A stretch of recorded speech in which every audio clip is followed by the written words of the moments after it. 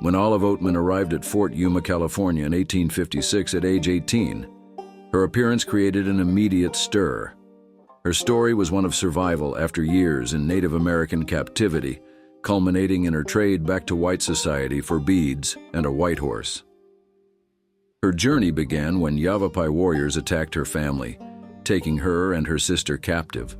The sisters were later traded to the Mojave tribe, where tragedy struck as her younger sister Mary Ann died during a drought. Olive survived, was presumably adopted by a tribal leader, and she was marked with a distinctive blue Mojave tattoo. While white society viewed these markings with horror and pity, they were actually symbols of acceptance of her new culture. The Mojave used such tattoos for tribal identification and spiritual passage to their afterlife. Though contemporary accounts painted a picture of brutality, Oatman herself maintained she was not mistreated, suggesting her adoption into the tribe was more complex than initially portrayed. In September 1885, an extraordinary tale began when 11-year-old Jimmy McKinn and his brother Martin were herding cattle near their New Mexico ranch. Their lives changed dramatically when Geronimo's Apache group encountered and captured them. While Martin would be lost, Jimmy's story took a remarkable turn. He had been taken in and taught to speak the Apache language and customs while held captive. He was treated as a member of Geronimo's family and was given the name Santiago. The young boy was found months later in Sonora, Mexico. Jimmy resisted being returned to his family when approached by General George Crook. The boy was in awe of the Apache and loved their customs and language. In fact, when first approached by American soldiers, Jimmy only spoke in Apache. He was finally dispatched back to his parents when Geronimo was captured. He arrived in New Mexico wearing his underwear.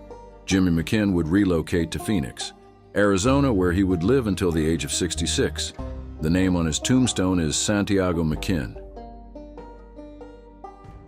William Whitney Brazelton, known as Brazen Bill, carved his niche in Arizona's outlaw history during the 1870s as a distinctive solo highwayman.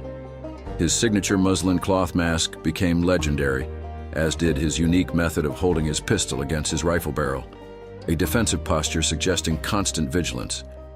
His boldness was remarkable. For 2 consecutive weeks, he robbed stagecoaches at the exact same location between Tucson and Florence, Arizona. His downfall came when renowned tracker Juan Elias was brought in to capture him. In the ensuing confrontation, Brazelton took 10 bullets but died defiantly, declaring, "I die brave, my God. I'll pray till I die." His story took a macabre turn after death. His body was displayed at the Tucson courthouse, tied upright in a chair, with photographs taken both with and without his infamous mask, creating a unique Wild West version of a death mask. George Parrot was a notorious Wild West cattle rustler and highwayman before he progressed to robbing trains with his gang. Parrot was also known as Big Nose George and Big Beak Parrot, as well as by the aliases George Manuse and George Wharton.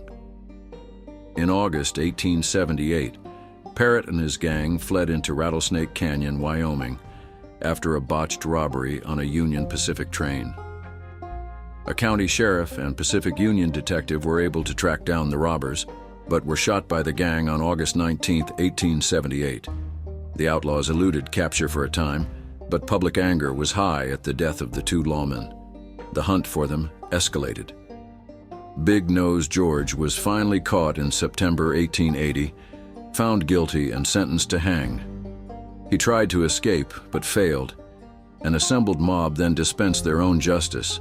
In the chaotic aftermath, Dr. John Osborne took possession of the body, making several handmade pieces of memorabilia that he wore to his inauguration as Wyoming governor in 1893.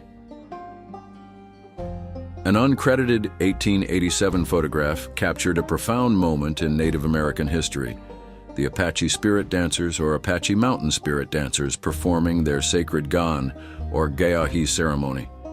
These dancers embodied mountain spirits, with 4 performers representing the cardinal directions, and including a distinctive clown messenger figure, who embodied both evil and mirth. Their nighttime ceremonies featured drumming and singing, representing a vital part of Apache spiritual tradition. The Apache of the Southwest resisted U.S. military campaigns and white settlers encroaching on their territory. often retreating to mountain strongholds. The conflict escalated in 1871 when General Crook declared war on the Apache, culminating in Geronimo's surrender in 1886. The photos of the Apache spirit dancers were taken just 1 year after the capitulation, a haunting reminder of a fading culture.